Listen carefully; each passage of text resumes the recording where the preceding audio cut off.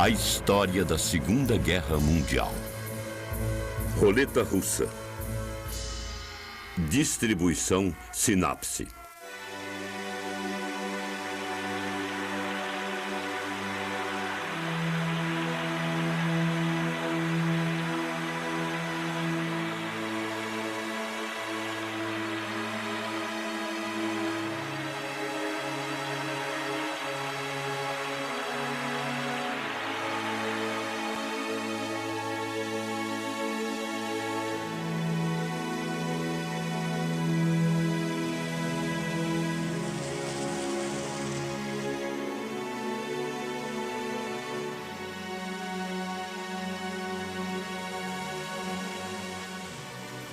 Com a proximidade do segundo aniversário da Segunda Guerra Mundial, em 3 de setembro, os eventos de 1941 ganhavam força.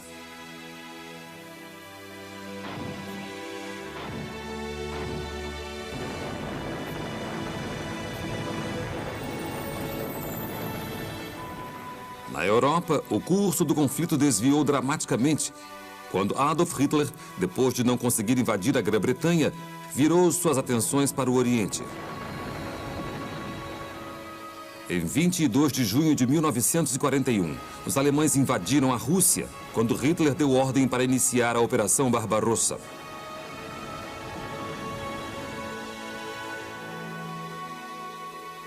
Imaginando uma vitória rápida, empregando as táticas da Blitzkrieg, que fizeram cair Polônia, Dinamarca, Noruega, Países Baixos e França, Hitler realmente acreditava que suas tropas conquistariam os poderosos soviéticos antes do início do inverno.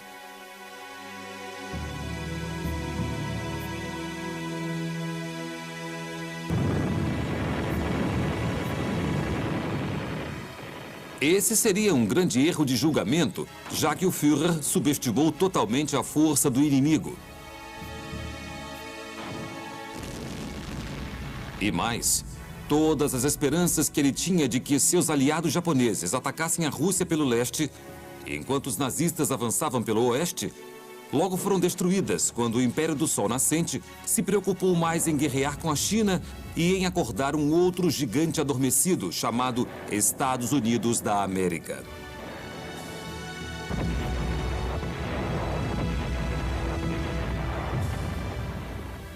Os meses de julho, agosto e setembro de 1941 seriam bastante interessantes. E enquanto o mundo assistia e esperava ver o que aconteceria a seguir, não era só a União Soviética que se preparava para jogar a roleta russa. Para muitos que analisam a Segunda Guerra Mundial, é difícil entender a posição dos russos no desenrolar dos acontecimentos.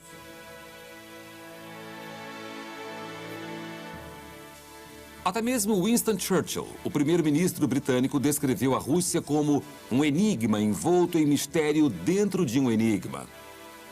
Vendo a profundidade do que aconteceu em julho de 1941, certamente voltar no tempo nos ajudará a entender as questões mais dentro de seu contexto.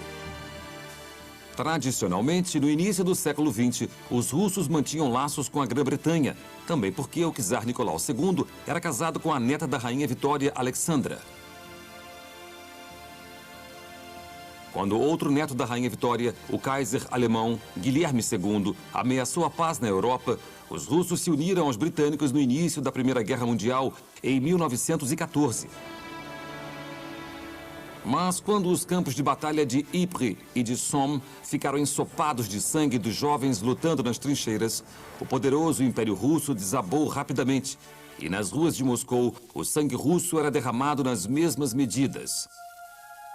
Com o passar da Primeira Guerra, a Revolução Russa de 1917 viu as classes trabalhadoras se unirem contra os senhores capitalistas, desencadeando uma brutal guerra civil.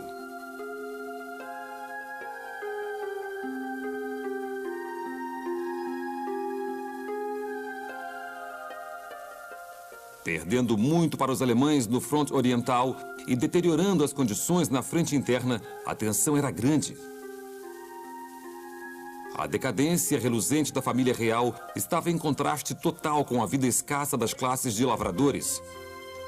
E quando Lenin surgiu como líder bolchevique, a dinastia Romanov foi destruída com a captura e execução do czar e de sua família.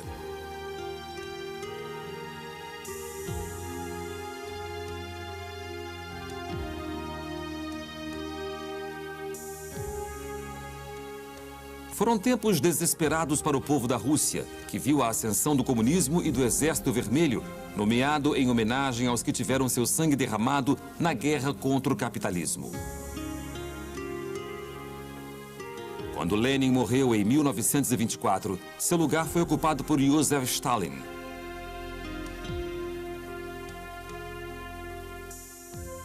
Ironicamente, Lenin tinha falado da ameaça que Stalin oferecia, mas suas sábias palavras não foram ouvidas.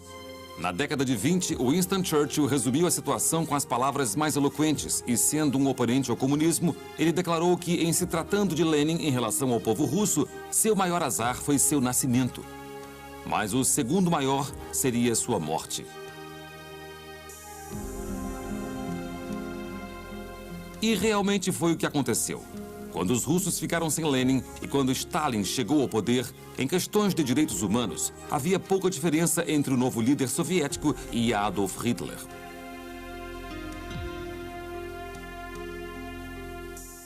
O grande expurgo de Stalin nos anos 30 deixaram o mundo e seu próprio povo em dúvida do que ele seria capaz. Mais descrito como o Grande Terror, Stalin lançou um expurgo do Partido Comunista para assegurar que não encontraria oposição, assim como Hitler fazia em seu governo na Alemanha nazista. Aqueles que mostraram discordância foram enviados para campos de trabalhos forçados ou executados, enquanto milhões de minorias étnicas foram deportados. Dos 5 primeiros marechais da União Soviética, apenas 2 sobreviveram ao expurgo: Budonny e Voroshilov. Os 2 tiveram sua participação quando o mundo foi para a guerra pela segunda vez. Com uma média estimada em 1000 execuções de russos por dia, o Exército Vermelho se tornou uma máquina militar feroz, endurecida por um dogma e governada pelo terror, capaz de cometer as atrocidades mais terríveis sem questionar as ordens. Apesar de veementemente oposto a Stalin, Hitler tinha muito em comum com ele. Quando o Führer alemão percebeu que precisava assegurar a cooperação russa antes de invadir a Polônia, em 1939, apesar de odiar o comunismo, ele fez um pacto que não tinha intenção de cumprir.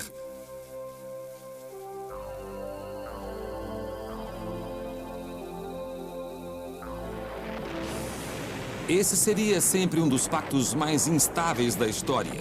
E quando voltamos a julho de 1941, o abandono de Hitler pode quase não ter sido uma surpresa para os aliados.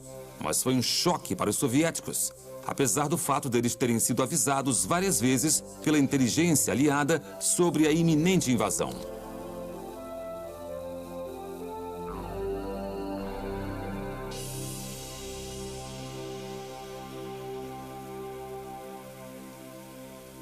Mas ao leste, os acontecimentos teriam repercussões dramáticas antes do final do ano. Em 2 de junho de 1941, uma conferência imperial foi feita no Japão para que o aliado mais poderoso de Hitler avaliasse sua posição. Com a Operação Barbarossa colocando a Rússia e a Alemanha em guerra, os japoneses estavam relutantes em entrarem no conflito, já que tinham problemas próprios que exigiam uma atenção mais imediata. O Japão estava em guerra com a China desde 1937, o que era um grande empreendimento, mas tensões diplomáticas com os Estados Unidos também aumentavam. É válida nesse momento uma recapitulação dos eventos até esta data pela perspectiva japonesa, para que seja possível colocar o que aconteceu na última parte de 1941 em contexto. O Japão tinha uma história de disputas com os Estados Unidos e a Rússia e era uma nação de grande mistério, já que passou muitos séculos de sua existência com os portos fechados para o mundo externo. Quando o comodoro da Marinha Americana, almirante Matthew Perry, finalmente forçou os japoneses a abrirem relações de mercado com o Ocidente no final do século XIX, o Império do Sol Nascente, sem dúvidas, se sentiu usado. E mais, depois da compra de grandes territórios russos no Alasca e de ganhar as ilhas das Filipinas e de Guam dos espanhóis, o Japão sabia bem do domínio crescente dos Estados Unidos.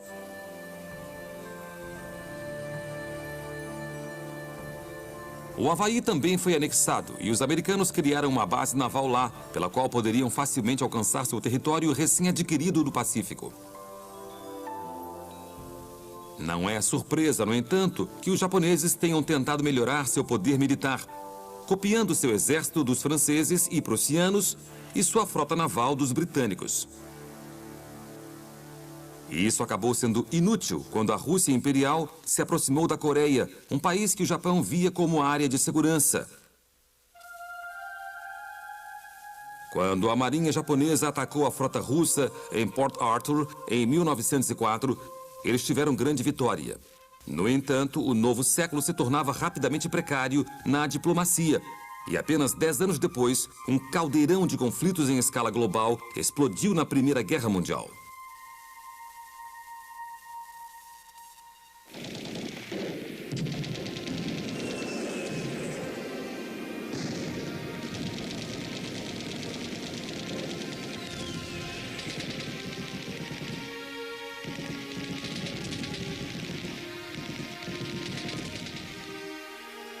Depois de lutas duras e sangrentas nas trincheiras e grandes batalhas no mar, quando a paz prevaleceu em 1918, tratados foram logo assinados para evitar que uma guerra como essa recomeçasse.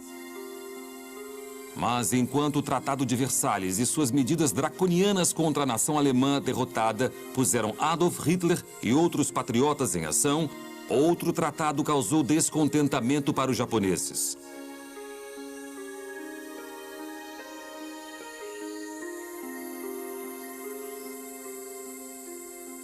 A força da maior potência naval do mundo ficou sob vigilância depois da Primeira Guerra Mundial. E o Tratado Naval de Washington foi assinado entre Estados Unidos, Grã-Bretanha, França, Itália e Japão, concordando em limites para a marinha de cada signatário. No entanto, os japoneses se sentiram injustamente coagidos pelos americanos. E isso foi o início de um período de conflito entre as duas nações culturalmente diversas. O príncipe Fumimaru Konoe, que se tornaria primeiro-ministro do Japão, não acreditava nas intenções do Ocidente na época e estava preocupado particularmente com a falta de recursos naturais disponíveis em sua pequena ilha.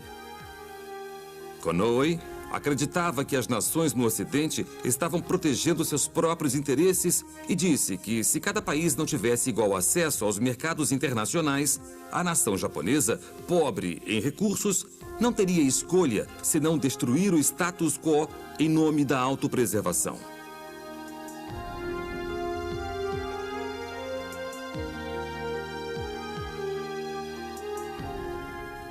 Em uma década, as frágeis bases da paz que o Tratado de Versalhes tinha tentado construir estavam sob ameaça e as previsões de Konoe estavam prestes a virar realidade. A quebra de Wall Street, em 1929, pôs o mundo em um redemoinho de depressão econômica. E o Japão foi forçado a procurar em outro lugar os suprimentos de matéria-prima para alimentar a economia falida do país. Já havia colônias japonesas na Manchúria, no nordeste da China, e, tentado pela terra rica em recursos naturais, o exército imperial marchou suas tropas para a região em setembro de 1931. Em 6 meses, uma vitória japonesa foi assegurada. E em 1º de março, o último imperador da China, Puyi, que tinha sido retirado pelos comandantes chineses em 1924, foi colocado na chefia do novo estado marionete da Manchúria. A própria região foi rebatizada de Manchukuo. E logo o exército começou a fazer planos de estabelecer 5 milhões de colonos na China em 20 anos.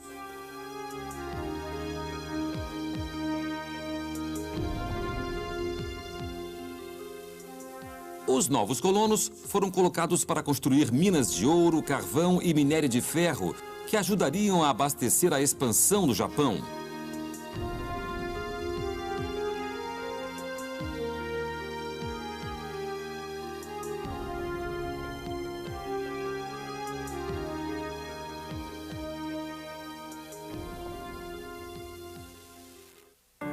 A indústria madeireira prosperou e fazendeiros foram encorajados a plantar ópio.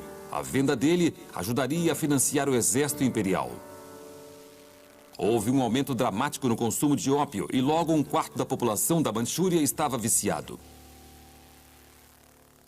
Mas enquanto o Japão arrancava lucros de sua empreitada chinesa, suas ações eram condenadas pelo Ocidente. A Liga das Nações, organizada logo depois da Primeira Guerra Mundial para evitar futuras agressões no mundo, se recusou a reconhecer Manchukuo como Estado independente e instruiu o Japão a sair da área. No entanto, em fevereiro de 1933, um delegado japonês, Yosuke Matsuoka, respondeu aos representantes das nações de todo o mundo, dizendo que a Manchúria era uma questão de vida ou morte para o Japão. É fato conhecido que a política do Japão é fundamentalmente inspirada pelo desejo de garantir a paz no Extremo Oriente e de contribuir para a manutenção da paz em todo o mundo. No entanto, o Japão considera impossível aceitar o pedido feito pela Assembleia.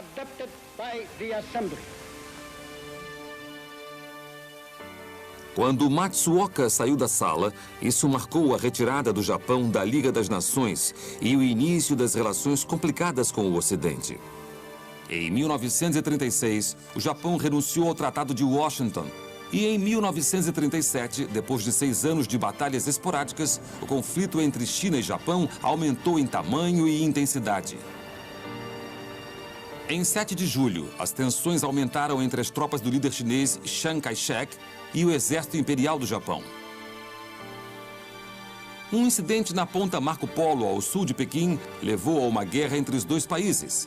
Diante dos olhos atentos do Ocidente, as tropas japonesas começaram a entrar na China, comandadas pelo líder militar Hideki Tojo. E logo destruíram a vasta nação. Muitos em Tóquio ficaram espantados porque o exército parecia estar indo adiante por sua própria iniciativa.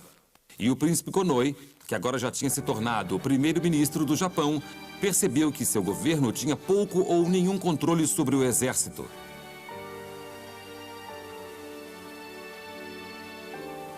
Em dezembro de 1937, o exército japonês chegou à capital da China, Nanjing, e desferiu um ataque terrível em seus habitantes, resultando no massacre de centenas de milhares de civis inocentes.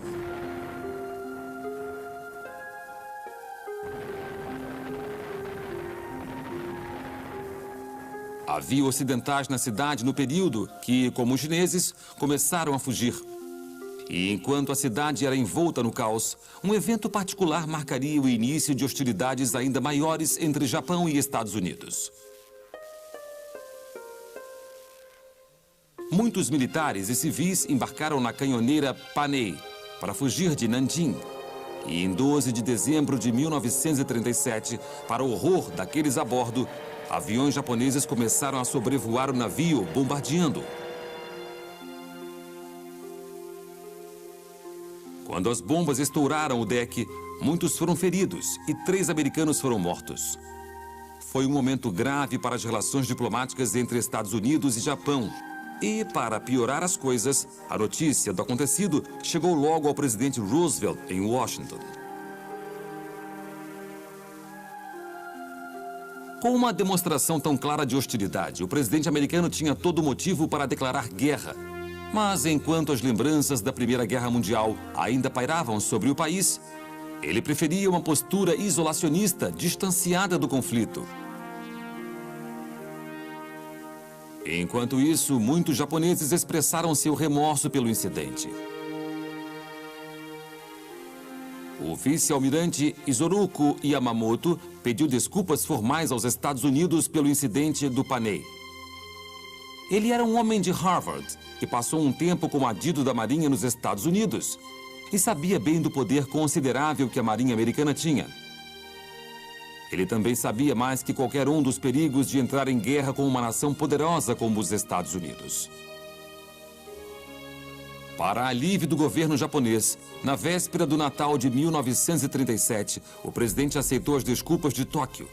Mas enquanto a guerra continuava na China, Roosevelt estava cada vez mais incomodado com as histórias das atrocidades que chegavam ao Ocidente. Os militares japoneses tinham pouco respeito pela vida humana e seu uso de armas biológicas e bombardeios de terror matavam milhões de civis na China.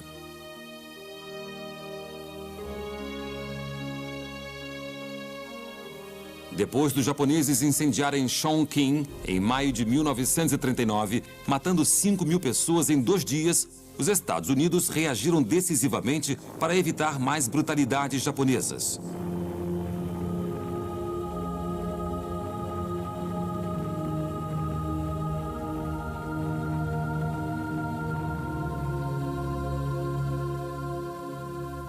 Em julho daquele ano, um embargo à venda de aeronaves para o Japão foi feito e serviu como aviso ao país de que os Estados Unidos fariam tudo o que pudessem para frear suas políticas expansionistas. No período em que a guerra estourou na Europa, Roosevelt tomou medidas. Assinando a Lei de Empréstimo e Arrendamento em março de 1941, prometeu ajuda não só para os britânicos na sua luta contra a Alemanha nazista, mas também para os chineses que batalhavam contra o exército imperial.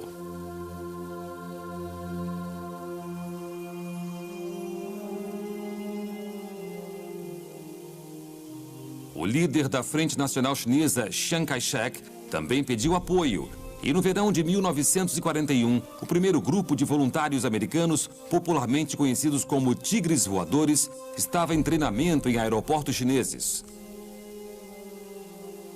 Apesar dos pilotos não entrarem em combate até o início de 1942, o fato de Roosevelt ter aprovado seu envio foi, mais uma vez, uma demonstração de onde estavam as preferências americanas. O Japão deixou claro que, enquanto houvesse guerra na Europa, suas preferências estavam no eixo. Em setembro de 1940, eles assinaram o Pacto Tripartite com a Alemanha nazista e a Itália.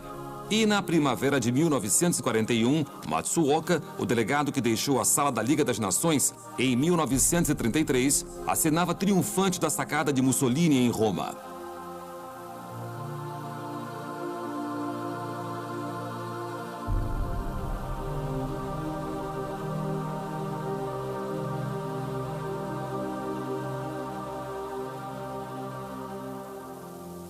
Matsuoka, que era nessa época ministro do exterior japonês, foi educado nos Estados Unidos e viveu lá por 9 anos.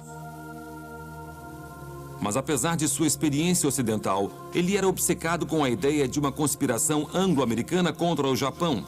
E foram esses medos que o aproximaram das nações beligerantes da Alemanha nazista e da Itália fascista. Para a surpresa do governo japonês, o ministro do exterior japonês não parou na Itália e na Alemanha. E em 13 de abril de 1941, depois de uma reunião bem-sucedida com Joseph Stalin, assinou um pacto de neutralidade com a União Soviética.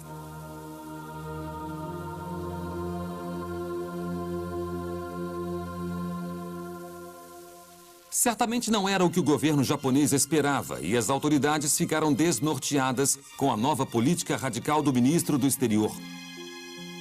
A Rússia era inimiga histórica do Japão e tinha entrado para o folclore do povo antes mesmo da expedição do Comodoro Perry, em 1853, sinalizar o início das hostilidades entre Oriente e Ocidente. O Japão via a Rússia como a grande potência contra a qual estava destinado a lutar pela sua sobrevivência. Vale a pena rever uma batalha, em particular entre Rússia e Japão, para entender melhor a rivalidade que existia entre as duas nações.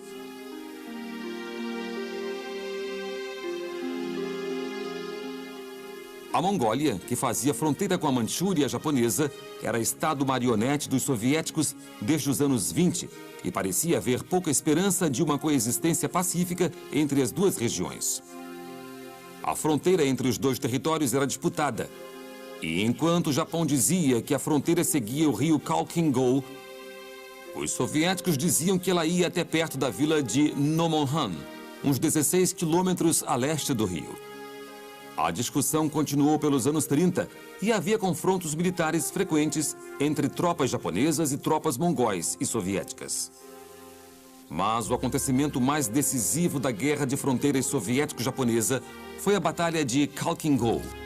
Na verdade, essa batalha também teria grande significado na história da Segunda Guerra Mundial.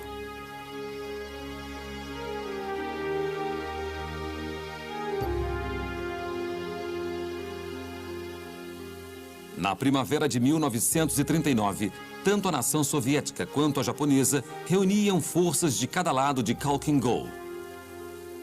Em julho, tropas japonesas atravessaram o rio e avançaram ao longo da margem oeste.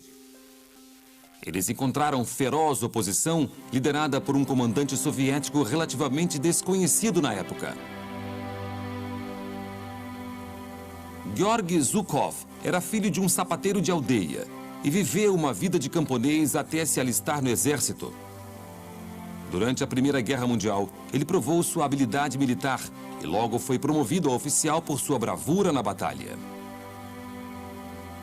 Mais tarde, Zhukov entrou para o Partido Bolchevique, onde seu passado de pobreza era valorizado.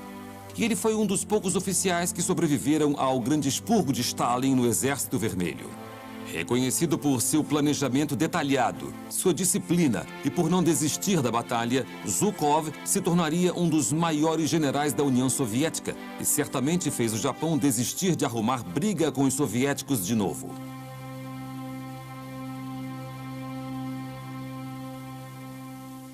Em agosto de 1939, Zhukov iniciou seu contra-ataque em Khalkhin Gol, com 50 mil soldados mongóis e soviéticos e divisões de tanques e de artilharia motorizada, o que foi péssimo para os japoneses. No final do mês, a força-tarefa ao norte estava completamente destruída, e enquanto os soldados japoneses sobreviventes eram levados prisioneiros, Zhukov foi parabenizado por sua vitória impressionante. Um acordo de cessar-fogo foi assinado em 15 de setembro, mas os soviéticos tinham outras preocupações.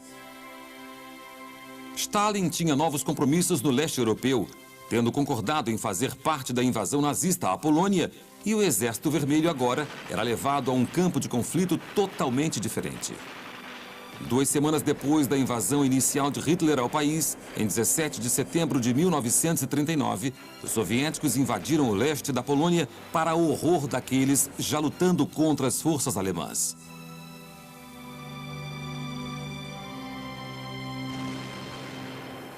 Enquanto isso, no Japão, os acontecimentos na Mongólia teriam profundo efeito na política da guerra. O exército imperial estimava um grupo de ataque norte e defendia uma marcha para dentro da Sibéria para depois estender o Império do Japão durante anos. Na verdade, a propaganda havia começado a circular em 1919, encorajando os japoneses a apoiar a ocupação do extremo leste russo. A Batalha de Khalkhin Gol mudou as questões. A desastrosa derrota agora convenceu o general imperial em Tóquio de que melhor que seguir o grupo de ataque norte para estender as fronteiras do Império, eles deviam se concentrar em um grupo de ataque sul.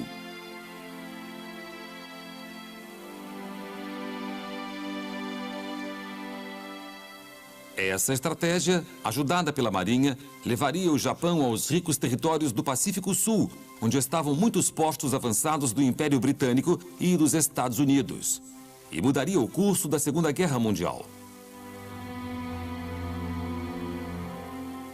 Enquanto isso, no verão de 1941, apesar dos soviéticos estarem seguros de que não havia mais a ameaça japonesa em suas fronteiras ao leste, Hitler renunciou ao seu pacto de não agressão com o país e agora havia um enorme exército do eixo atravessando sua fronteira sul. Hitler esperou muitos meses pela oportunidade de atacar os males do comunismo e, finalmente, em 22 de junho de 1941, a invasão da União Soviética, a Operação Barbarossa, estava em andamento.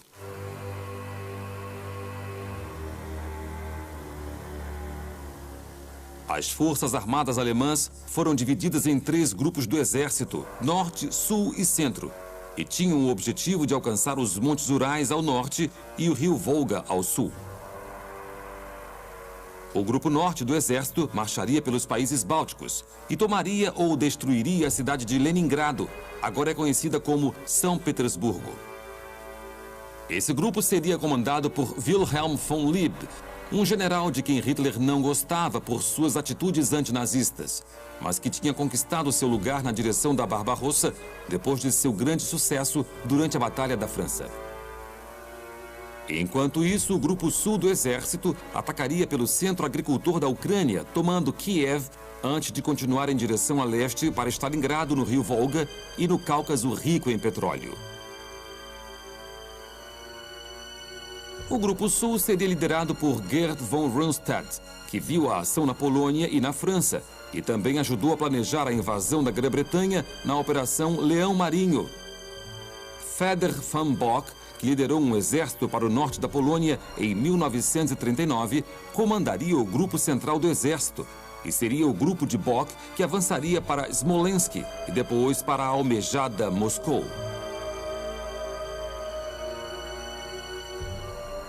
De uma perspectiva militar, vários fatores tornavam Moscou um objetivo importante na campanha contra a União Soviética. A cidade era a capital e sua captura não só romperia o governo, mas seria muito simbólica na batalha para a conquista do país.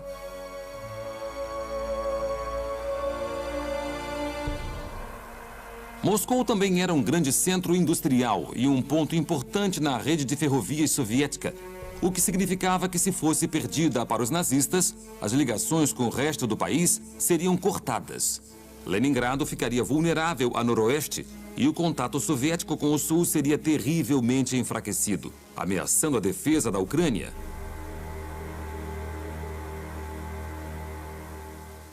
Mas enquanto os generais nazistas estavam convencidos de que Moscou deveria ser atacada primeiro, Adolf Hitler acreditava que Leningrado devia ser prioridade sobre a capital soviética. Durante os estágios de planejamento da Operação Barbarossa, Hitler, acreditando ser um gênio militar, frequentemente dizia: Leningrado primeiro, a bacia do Donetsk em segundo e Moscou em terceiro. Seus generais tinham dúvidas sobre as capacidades de seu Führer no que se tratava de estratégia militar. Mas, apesar das diferenças de opinião provarem ser um dia prejudiciais à campanha na Rússia, a invasão inicial foi extremamente bem sucedida. Um exército de 3 milhões de homens do eixo quebrou a linha de defesa soviética rapidamente. E enquanto as forças avançavam mais de 32 quilômetros por dia, em julho, o Grupo Norte do Exército chegou aos países bálticos, se aproximando de Leningrado. O Grupo Central do Exército cercou Minsk e o Grupo Sul marchava em Kiev.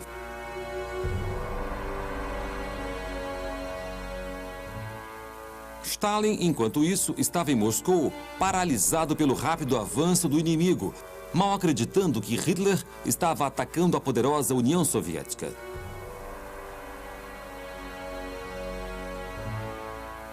Foram quase 2 semanas até que o ditador soviético assumisse o controle, mas finalmente, em 3 de julho, as forças desorganizadas do Exército Vermelho tiveram direção, quando Stalin discursou para todo o país e convocou uma grande guerra patriótica contra o invasor. Em seu discurso, ele apelou não só para os ideais comunistas, mas para o nacionalismo russo. E como o povo soviético ouvia a voz de seu líder pela primeira vez, soldados e civis correram para defender seu país.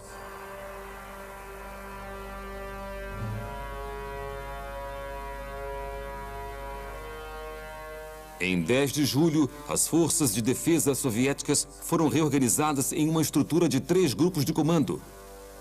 Kliment Voroshilov, que levou o Exército Vermelho ao desastre na Guerra do Inverno contra a Polônia, foi designado à Força Noroeste. Semyon Timochenko, que tinha lutado com considerável sucesso na Finlândia, foi designado à Força Oeste. E Semyon Budyonny foi designado às Forças Sudoestes. Budyonny foi um dos 2 primeiros marechais da União Soviética a sobreviver ao grande expurgo da década de 30, junto com Voroshilov. Zhukov, enquanto isso, foi promovido a chefe de Estado e coordenou a defesa da União Soviética. já que os oficiais russos não tinham conhecimento nem autoridade para dirigir operações em larga escala, os grupos soviéticos não seriam como os grupos do exército alemão. No entanto, logo começaram a oferecer forte resistência às forças invasoras. Com 4 semanas de campanha, os problemas começavam a surgir no avanço nazista. O grupo central do exército de Bock conseguiu cercar Smolensk em 15 de julho, mas as unidades Panzer estavam muito mais à frente da infantaria do que era esperado. Hitler esperava que as tropas soviéticas pudessem ser cercadas usando um enorme movimento de pinça ao norte e ao sul de Smolensk. Mas depois que as forças motorizadas alemãs passaram à frente da infantaria, houve uma redução perceptível nos suprimentos alemães. A brecha entre as duas partes só conseguiu ser fechada tarde demais e milhares de soldados soviéticos escaparam.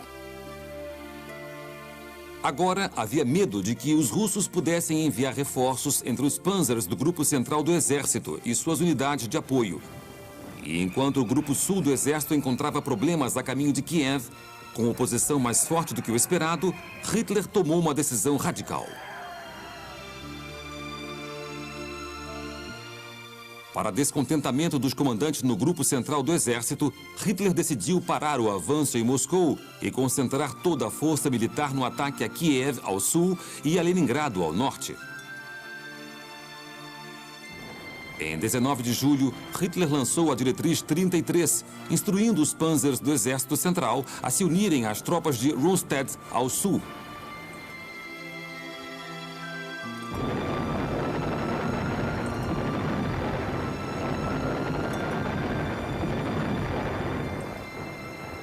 O plano não era popular no alto comando do exército alemão e, nas semanas seguintes, houve muitas reuniões para debater a questão. Desde meados de julho a meados de agosto, as discussões continuaram e, com o passar do tempo, os alemães desperdiçavam o clima mais favorável para a guerra na Rússia. Enquanto o debate continuava, Stalin, preocupado com a grande ameaça às cidades soviéticas, foi pedir ajuda a Winston Churchill e sugeriu que os britânicos abrissem uma frente de guerra no Ocidente, atacando a França.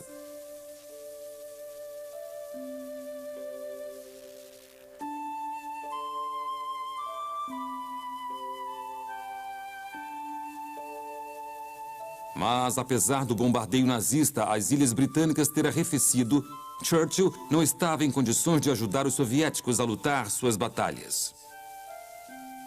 E ele lembrou a Stalin que a Grã-Bretanha esteve sozinha na luta contra o eixo durante 1 ano. Os recursos britânicos foram usados em toda a sua capacidade com a continuação de batalhas na África e no Atlântico. As tropas alemãs, lideradas por Erwin Rommel, continuavam a combater as defesas aliadas, enquanto pressionavam em direção ao Egito e ao precioso Canal de Suez. Enquanto a Marinha Real concentrava suas energias em proteger os navios com suprimentos que cruzavam o Oceano Atlântico, era crescente a preocupação com postos avançados desprotegidos do Império Britânico no Pacífico.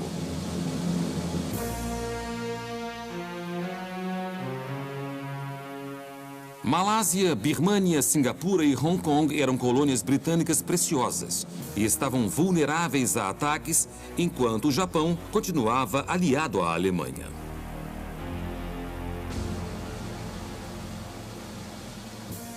Os japoneses já tinham feito pressão na Grã-Bretanha para fechar a estrada da Birmânia, uma das poucas rotas ainda abertas para a entrega de ajuda à China. E ficou claro que, com a continuação da guerra contra a Alemanha, o poder do Império Britânico diminuía consideravelmente na região. Os japoneses continuavam céticos sobre sua aliança com Adolf Hitler. Como membro do Pacto Tripartite, políticos japoneses estavam chocados que a Alemanha não tivesse informado a eles sobre o ataque à União Soviética, o que os colocou em uma posição estranha depois de seu acordo com Stalin. O ministro do Exterior, Matsuoka, foi rapidamente para o lado de Hitler e, ignorando seu tratado anterior com o líder soviético, agora apressou o Japão a entrar em guerra com a Rússia pelo leste, enquanto a Alemanha avançava pela fronteira a oeste.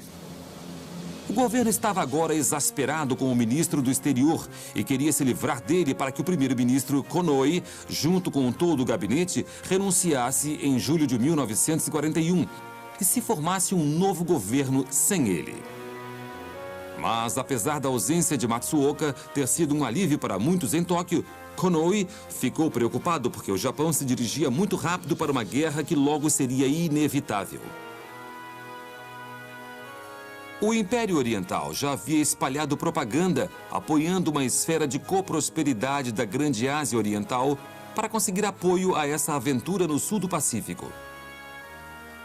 O governo dizia que essa empreitada colocaria o povo do sudeste da Ásia e da China sob proteção do Japão. Impérios ocidentais tiravam vantagem há muito tempo da riqueza do Pacífico e o Japão agora libertaria a Ásia do imperialismo europeu e americano. Mas enquanto aqueles nas ilhas do Pacífico começavam realmente a acreditar que o Império do Sol Nascente seria sua salvação, a esfera de coprosperidade não era mais que uma desculpa para o expansionismo militar agressivo.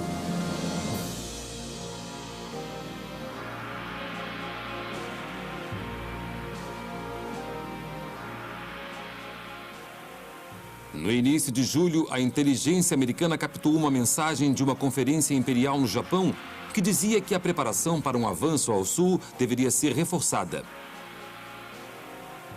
Em 18 de julho, ficou claro que o Japão estava se preparando para se aventurar mais longe.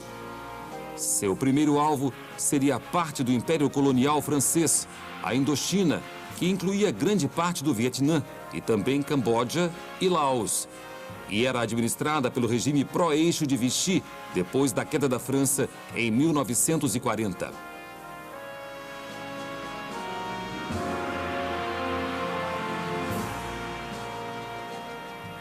Os japoneses exigiam a Indochina há meses, mas finalmente as autoridades de Vichy cederam à pressão e assinaram relutantes um tratado com as beligerâncias em 24 de julho, permitindo que elas ocupassem bases aéreas ao sul do país.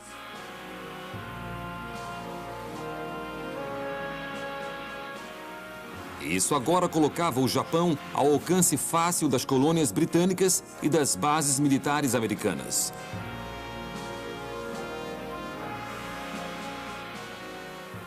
Enquanto isso, com o crescimento da ameaça de um ataque japonês ao leste, Roosevelt tomou outra decisão na guerra econômica que fazia contra o Japão, fazendo um embargo ao comércio de petróleo e aço.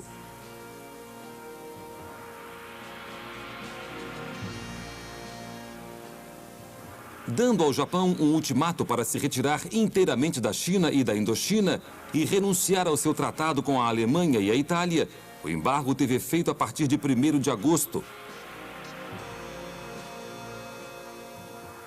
O Império Britânico e holandês na Indonésia rapidamente fez o mesmo. E os japoneses, que tradicionalmente dependiam do Ocidente para ter matérias-primas vitais e estratégicas, agora encaravam um embargo global que teria consequências devastadoras em sua economia.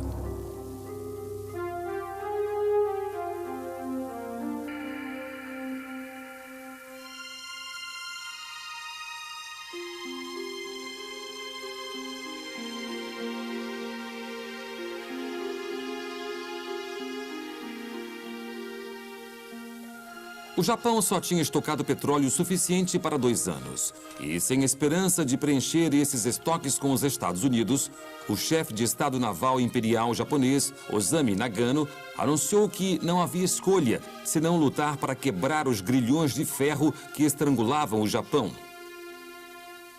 Ele estava convencido de que, se o Japão iria para a guerra, teria que ser rápido. Quando o alto comando japonês formalmente endossou a estratégia de ir para o sul para atacar as ilhas do Pacífico mal defendidas, em 4 de agosto, Winston Churchill embarcou no navio de guerra Príncipe de Gales e foi encontrar o presidente Roosevelt na Baía de Placentia, na Terra Nova, para discutir a situação na Europa e no Pacífico. Em 9 de agosto, os 2 líderes se encontraram pela primeira vez e, durante esse encontro, eles criaram documentos que traçavam objetivos para o mundo pós-guerra.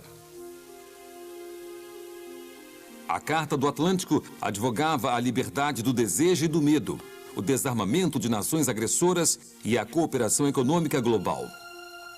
Era o primeiro passo em direção à criação das Nações Unidas, mas enquanto britânicos e americanos comemoravam sua aliança silenciosa contra o eixo, para os japoneses, a Carta do Atlântico era mais uma declaração de guerra e foi considerada um projeto de dominação mundial anglo-americana.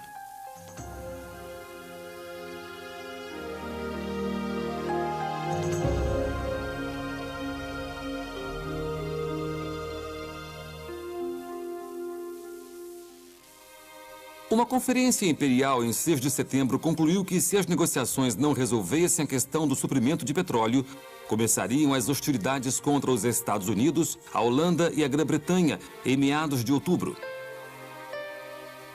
A marinha japonesa já tinha começado a se preparar para a guerra e o almirante Yamamoto, que estava ávido por entrar em conflito com os Estados Unidos, em 1937, concluiu que se a guerra era mesmo inevitável, a única maneira de vencer as imensas forças navais do país era atacar a frota americana antes que ela chegasse ao Extremo Oriente.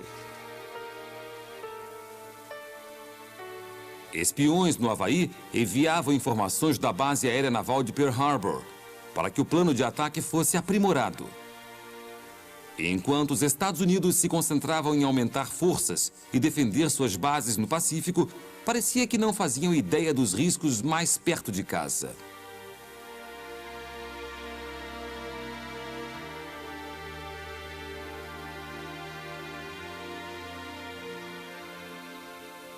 Havia alguns no governo japonês que ainda estavam relutantes em fazer guerra com os Estados Unidos. O primeiro-ministro Konoe pediu uma reunião com o presidente Roosevelt para que as questões fossem negociadas, se oferecendo a ir até o Havaí imediatamente. Mas até que o Japão aceitasse o ultimato, o secretário de Estado de Roosevelt, Cordell Hull, concluiu que não havia motivos para que os dois líderes se encontrassem.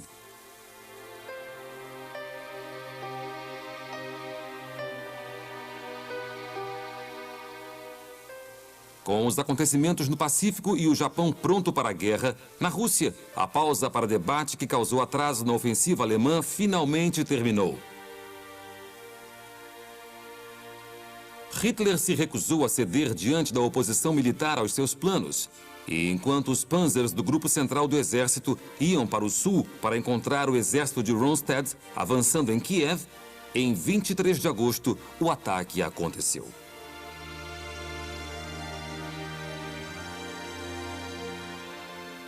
Em 19 de setembro, Kiev estava nas mãos dos nazistas e 4 exércitos russos estavam cercados no que hoje é considerado o maior cerco a tropas da história. De acordo com os alemães, 600 mil soldados soviéticos foram capturados em uma derrota sem precedentes para o Exército Vermelho. Deixados à mercê dos nazistas, o destino de muitos desses homens seria pior que a morte, já que foram enviados ao campo de concentração de Buchenwald, na Alemanha. Esse era um dos maiores campos nazistas e seus prisioneiros sofriam horrores inimagináveis como a fome, execuções sumárias e experimentos humanos.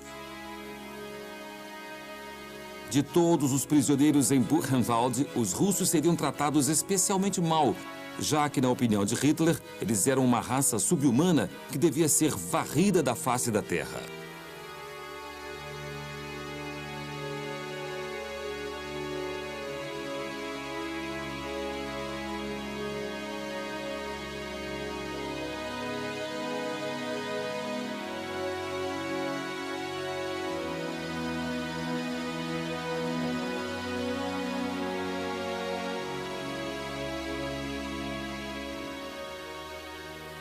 A perda de tantos soldados na queda de Kiev seria desastrosa para o Exército Vermelho. E enquanto os nazistas avançavam para o Nordeste, havia agora o perigo de que Leningrado fosse perdida.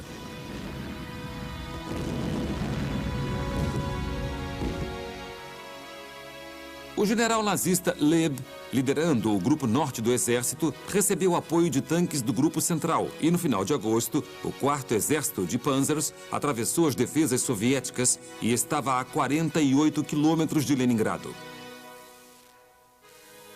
Enquanto isso, o exército finlandês se aproximava pelo norte, em torno do lago Ladoga.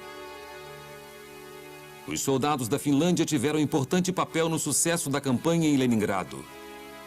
Em 6 de setembro, o barão Mannerheim, comandante em chefe das forças de defesa finlandesas, recebeu a Ordem da Cruz de Ferro de Hitler por seu comando na campanha. No entanto, quando ordenado que continuasse o ataque a Leningrado, Mannerheim e o governo finlandês ficaram relutantes em se comprometerem com uma guerra do eixo e recusaram. Seu objetivo era ganhar mais territórios no Oriente e reclamar as terras perdidas para os soviéticos durante a Guerra do Inverno de 1939 a 1940, não capturar Leningrado. Mas sem a ajuda dos finlandeses, o destino de Leningrado já parecia estar selado. A cidade soviética, que passava pelo rio Neva, na ponta do Golfo da Finlândia, era uma das cidades mais preciosas da Rússia e Hitler queria destruí-la e aniquilar todos dentro dela. As forças alemãs cercaram a cidade, cortando todas as rotas de suprimentos a Leningrado e, encarando defesas organizadas pelo Marechal Zhukov, começaram a armar um cerco à cidade.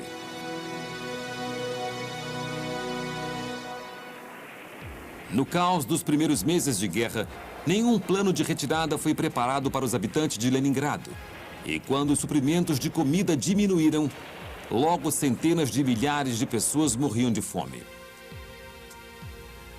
As pessoas ficaram destinadas a comer tudo o que encontravam e, em alguns casos, recorriam ao canibalismo.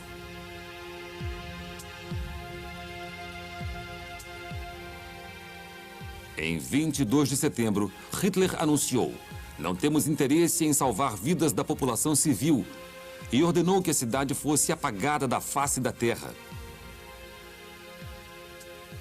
O cerco continuaria por 872 dias. E no final desse tempo, mais de 1 milhão de pessoas tinham morrido em Leningrado. Tanto Kiev quanto Leningrado encaravam a destruição pelos nazistas. E no final de setembro, Hitler ordenou que começasse o avanço sobre Moscou, declarando: "Depois de 3 meses de preparações, finalmente temos a possibilidade de destruir nosso inimigo antes que o inverno chegue."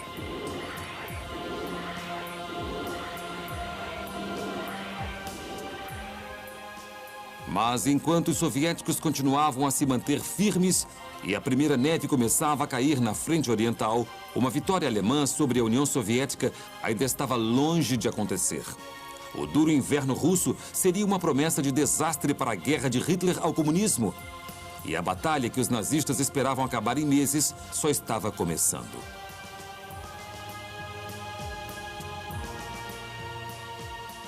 No Japão, o fim das negociações com os Estados Unidos se aproximaram e parecia que o inverno de 1941 veria os acontecimentos mais dramáticos da Segunda Guerra Mundial.